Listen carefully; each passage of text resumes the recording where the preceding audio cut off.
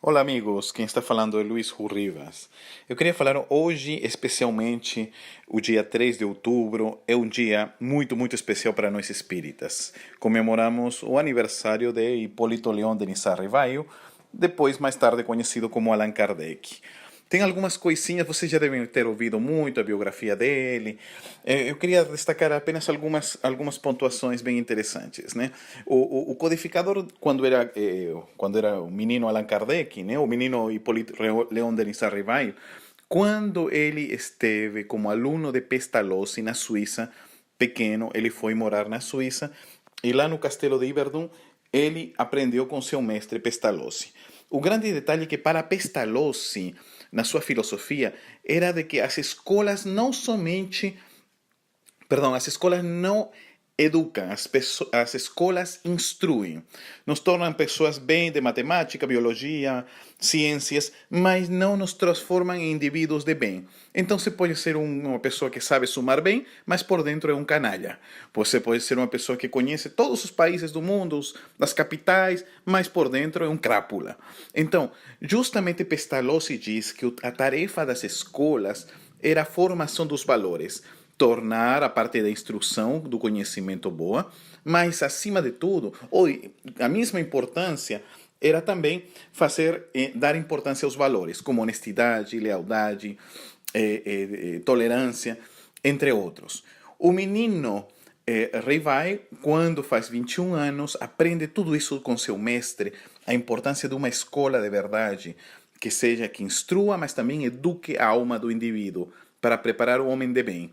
Com esta ideia, aos 21 anos, volta para a França, para Paris, e lá monta um instituto ao mesmo estilo que aprendeu com seu mestre. E é nesse momento em que ele começa a colocar em prática tudo que tinha aprendido com Pestalozzi. O grande detalhe é que, quando anos depois a doutrina espírita começa a ser codificada, o professor Rivaio, né, com sua bagagem pestalozziana, vai colocar isto também como importância dentro da bagagem espírita. Não somente o conhecimento que temos dos livros, dos espíritos, livros dos médiuns, e eu vejo alguns companheiros espíritas até que eles falam, pergunta 732b do livro dos espíritos, é uma tarefa de memorização. Mas não é isso, né? É principalmente o quanto isso está te iluminando, te está transformando uma pessoa de bem. Então, Allan Kardec coloca isto, a importância da nossa autoiluminação, de nos transformar como seres de bem. Este é o ponto definitivo aí, o ponto primordial. E lembrando, com este pensamento, dos três tipos de espíritas e um espírita que Allan Kardec considera o pior. Vamos lá. O espírita que frequentava as reuniões, né? Olhem o pensamento do codificador. O espírita que frequentava as reuniões, olhava o fenômeno, olhava como aconteciam, como se comunicavam os espíritos. E isso hoje vemos muitas pessoas que gostam de ver, não só os fenômenos mediúnicos, né? Mas vão a alguns lugares para ver alguma manifestação, alguma coisa externa. Esses são chamados os espíritas imperfeitos. Né? Ou, perdão, os espíritas experimentadores, desculpem. Os que estão experimentando, olhando os fenômenos. Mas acham interessante, acham legal, mas até aí só. Logo vem os espíritas, a grande maioria de nós, que estudamos a doutrina, lemos, participamos, vamos em eventos, né? Mas quase pouco ou muito pouco tem isto entrado em nossas almas. Allan Kardec chamará esse segundo nível de espíritas imperfeitos. Mas aquele espírita em que começou a se transformar, a lutar intimamente contra suas más inclinações, que começou a batalhar dentro de si para mudar-se, para ser um homem bem, a este Allan Kardec chama de verdadeiro espírita ou espírita cristão. E isto é muito importante.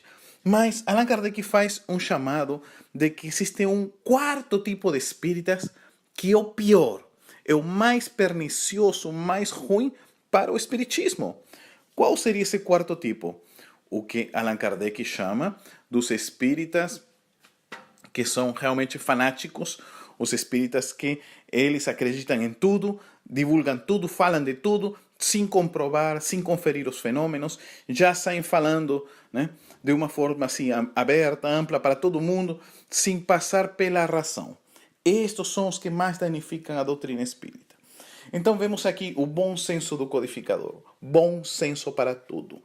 E isto talvez seja a grande pauta de Allan Kardec. É uma doutrina totalmente racional, o pensamento do bom senso. As leis de Deus funcionam tudo dentro de uma ordem racional, de uma ordem divina, de uma ordem harmônica. Alguma coisa que fere, devemos estar em alerta. Então, meus amigos, hoje, dia de Kardec, lembrando um pouquinho isto do nosso codificador e a importância do bom senso nas nossas atitudes, na forma de agir. E aquela dica, às vezes a gente se depara com uma situação, não sabe o que faz, vai, não vai, fica na dúvida. E Allan Kardec tem essa frase fantástica: na dúvida, se abstenha. Não vá um passo à frente. Na dúvida, dá uma pausa. Espere um momento adequado. A prudência e aquele lema do Allan Kardec: trabalho, solidariedade, tolerância. Esse é o lema, a bandeira do codificador. Muito trabalho, meus amigos, solidariedade, amor a todos nossos irmãos e tolerância com as falhas alheias. Um grande abraço, seu amigo Luiz Hu.